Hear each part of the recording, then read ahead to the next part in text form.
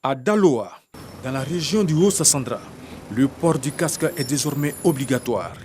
La gendarmerie nationale est présente sur le terrain pour imposer le respect du port du casque. Nous avons entrepris une campagne. La première phase a duré 15 jours. C'était la phase de sensibilisation. Depuis le 1er mai, nous sommes à la phase de répression. La gendarmerie nationale en mode tolérance zéro. Les artères et carrefours de la ville sont bouclés pour un contrôle des pièces des engins et plus particulièrement des casques. Tous les conducteurs en infraction devront s'acquitter d'une amende forfaitaire de 2000 francs CFA à payer au trésor public. Elle a un passager derrière qui ne porte pas de casque de protection.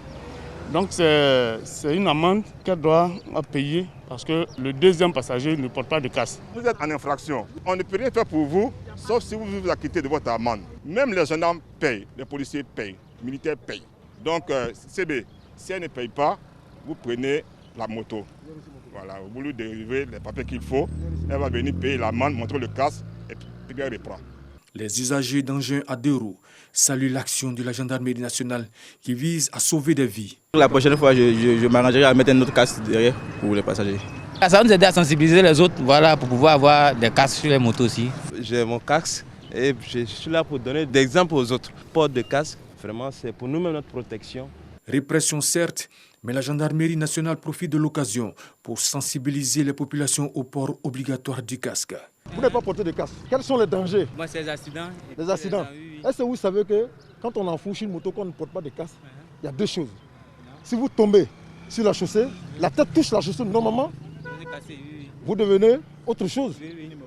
Je suis d'accord. Si vous ne mourrez pas, vous allez être traumatisé. Cette opération porte ses fruits. Une nette amélioration.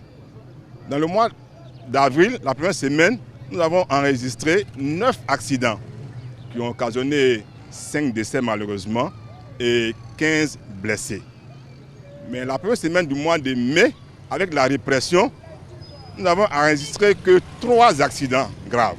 Depuis le 1er mai à aujourd'hui, on a délivré pratiquement 5000 amendes. L'opération concerne également la mise en bon état des motos et les pièces afférentes. Cette campagne, qui s'inscrit dans le cadre de la lutte contre les accidents de la circulation engagée par le commandant supérieur de la gendarmerie nationale, le général du corps d'armée Alexandre Apalo Touré, s'étend aux autres villes et localités du Haut-Sassandra.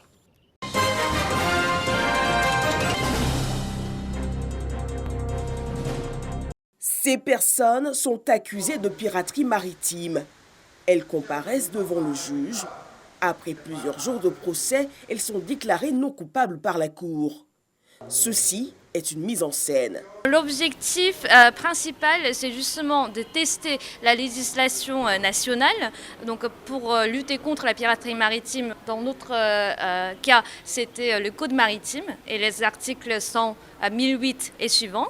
Et pour tester justement ces provisions et essayer de trouver des lacunes ou les ambiguïtés dans la législation nationale pour initier des réformes juridiques si c'est nécessaire.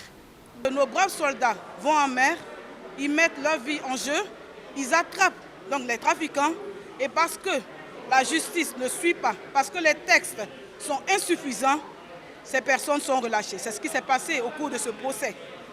Les avocats ont su jouer des lacunes de nos textes pour amener à la relaxe donc, des présumés coupables. Ce procès fictif vient mettre en lumière les insuffisances juridictionnelles en matière de piraterie et de crimes maritimes. En Côte d'Ivoire, les textes sur le code maritime sont moins efficaces pour punir les auteurs de piraterie et crimes en haute mer, selon les experts. L'infraction de piraterie maritime n'est pas une infraction habituellement poursuivie par nos juridictions. Donc déjà, c'était une expérience pour chacun des juges présents ici de se faire une idée de l'infraction elle-même et de sa mise en œuvre à travers le cas fictif qui a été monté. L'enjeu justement, c'est de relever les insuffisances non seulement de nos textes en la matière, mais de notre système judiciaire aussi pour pouvoir poursuivre et sanctionner ce type d'infraction.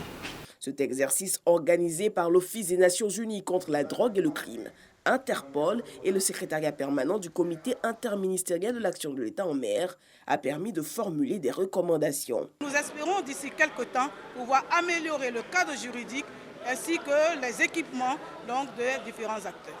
l'État de Côte d'Ivoire s'engage. À cela s'ajoutent d'autres points, dont la clarté de certains articles qui prêtent encore à confusion et la participation des juges à la modification des textes de base.